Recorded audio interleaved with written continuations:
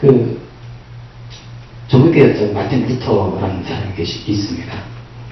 그 로마 그 카톨릭의 어떤 그 부정과 부패를 그냥 고발해가지고요. 지금의 그분 때문에 이제 신교가, 이 기독교가 이제 이제 태어난 그런 배경이 되는데요.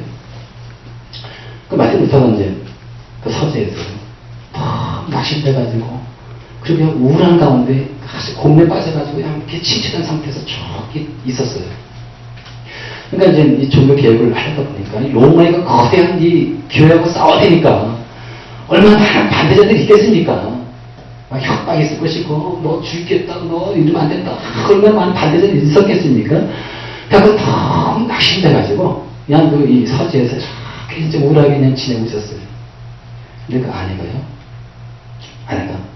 어느 날 이 검은 상복 있지 않습니까? 그 상복을 입고 딱 나타난 거예요, 서재에. 그럼 마틴 루터가 딱 보더니, 아니 누가 죽었어? 예, 하나님이 죽었어요. 너무 기가 막혀가지고 이 루터가요. 아니 하나님이 어떻게 죽을 수가 있어? 하나님이 당신이 무슨 말이야 이게 도대체? 아니 난 당신이 너무 낙심해 있고 우울해 있어가지고 하나님이 죽은 줄 알았어요. 그 말 듣고 이 마틴 루터가요, 크게 깨달음이 온 거예요. 야, 내가 믿는다고 하면서, 내가 하나님 섬긴다고 하면서, 내가 이게 무슨 이 꼴인가? 내가 이런 무슨 내 이런 모습이 뭔가? 해가지고 그 자리에서 다시 용기를 얻고요. 믿음을 다시 재충전해가지고요. 종교의 이 불씨를 그냥 당겨서 종교계를 이끌어갔잖아요. 보세요. 진짜 때로 당신이 빠질 수가 있어요. 정말 진짜 죽고 싶을 정도로 진짜 좌절돼가지고, 나는 무엇을 할 것인가? 나는 뭔가? 이렇게 이제 빠질 수가 있는 겁니다. 아주 깊은 이 낭망의 수렁에 빠질 수가 있어요. 여러분들 낭망의 어떤 이런 수렁에 빠지고요. 그냥 낭망의 이런 늪에 딱 빠지면요. 혼자서 못 나와요. 여러분들 늪에 빠진 사람 있지 않습니까? 늪에 빠진 사람은요. 여러분 그 자리에서 막 허우적거리지 않습니까? 그럼 그 자리에 막 허우적거리면요. 어떻게 됩니까? 그 자리에 점점 빨리 들어가잖아요. 그러니까 늪에 빠진 사람은요. 어떻게 되냐면 외부에서 밧줄을 던져줘야 돼요. 외부에 도움이 있어야 되는 것입니다. 그래서 그걸 자꾸 나오는 거거든요. 근데 그 외부에서 나오는 그 밧줄이 누굽니까? 예수 그리스도. 예수님은 구원의 밧줄이에요. 그 밧줄을 붙잡으면요, 어떠한 상황에서, 어떠한 절망과 낭망의 자리에 있다 할지라도, 어떠한 수렁에 빠졌다 할지라도 나오는 거예요. 빠져나오는 거예요. 요한복음 5장에 보면은, 거기 이제 어떤 사건이 나오냐면요, 그 베데스다 연못가가 나와요. 38년 된 이 병자가요. 38년 동안 병에 걸려가지고 아마 중풍병자로 예상이 되는데 일어나지 못하는 거예요. 걷지도 못하고 움직이지 잘 못하고 누워만 있어야 되는 그런 병자였습니다. 근데 그게 몇 년 동안 그렇게 됐다고요? 38년. 1년 더 아픈 것도 진짜 얼마나 힘듭니까? 2년 더 아픈 것도 얼마나 낙심이 됩니까? 근데 38년 동안 일어나지도 못하고 그냥 누워만 있어야 할 이 병자분은 얼마나 낙심되었겠을까? 우리 생각이 나지 않겠습니까? 근데 베데스다 연못가는요, 천사가 와가지고, 이게 물을 다 흔들어 놓으면 막 물이 움직이지 않습니까? 그러면 물이 움직였을 때, 제일 먼저 뛰어드는 사람은 완전히 어떠한 병인지 다 치료되는 거예요. 그게 전설이에요, 전설.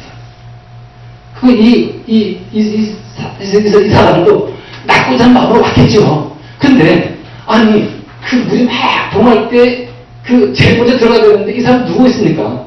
어떻게 자기가 걸어가서 뛰어가서 거기를 제일 먼저 갈 수 있겠습니까? 그러지 못하는 거예요. 가려고 움직이려고 하면은 누가 와서 따라 가려고 풍덩 빠지는데, 그 길을 몇십 년 되지 않았겠습니까? 얼마나 그때는 낭만이 됐을까요? 우리가 움직이는 것 같은데 참 내가 갔으면, 근데 누가 먼저 퐁 빠져가지고 그렇게 되기를 그냥 수없이 이런 낭만과 절망과 좌절 속에 있었던 이 병자 예수님 오셨어요. 오셔가지고 내가 낫고자 하느냐.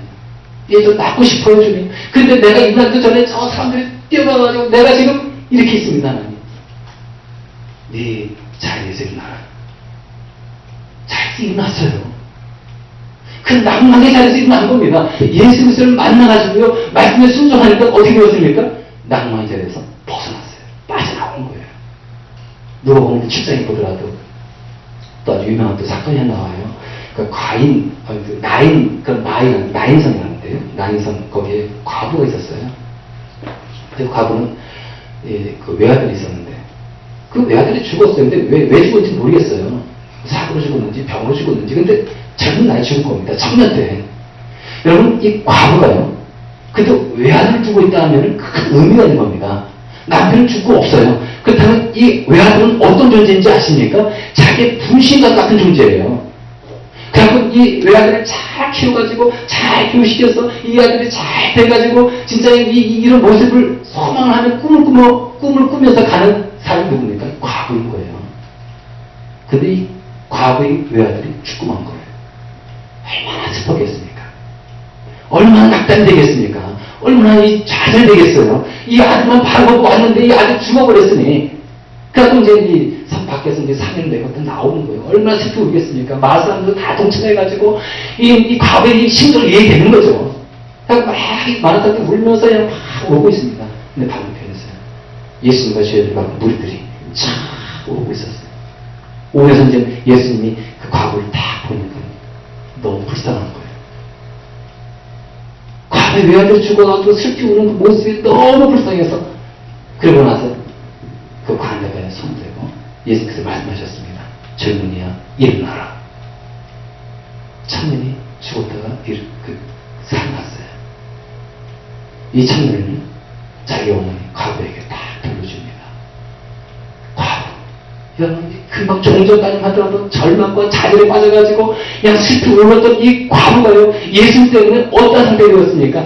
낭만의 자리에서 빠져나와가지고 기쁨과 감격을 누리게 되지 않았습니까? 누구를 만나야 되는 것입니까? 예수 그리스도를 만나야 되는 거예요. 예수 그리스도의 구원의 밧줄을 붙잡아야 되는 것입니다. 그래야 우리가 낭만의 자리에서 나오는 거예요. 절망의 자리에서 빠져나오는 겁니다. 예수님 붙잡지 못하면 우리 빠져나올 수 없는 거예요. 여러분, 우리는 이 살아가면서 나 혼자가 아닌 거예요. 여러분, 내 옆에 항상 누가 계십니까? 예수님이 계셔요. 예수님 내 안에 계시고요, 내가 예수님 안에 계시고, 내 옆에 계시고, 내 앞서 인도하신 분은 누구십니까? 예수 그리스도예요. 근데 우리가 이제 또 생각할 게 어떤 거냐면은, 이 엘리야가요, 엘리야가 이제 낭만의 악마 쓰러져 있지 않습니까? 우리 하나님은 언제 찾아오신 분이십니까?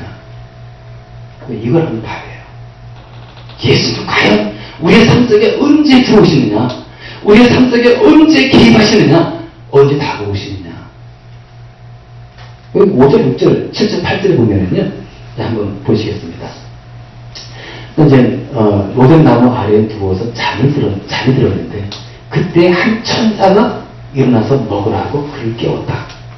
그리고 엘리야 깨워보니까 그의 머리맡에는 두껍게 달군 돌에다가 구운 과자, 얼마나 맛있겠습니까? 바삭바삭하지 않겠습니까? 그리고 또 그 물 한 병에 놓여 있었다는 게 생수같이 아주 시원한 거 아니겠습니까?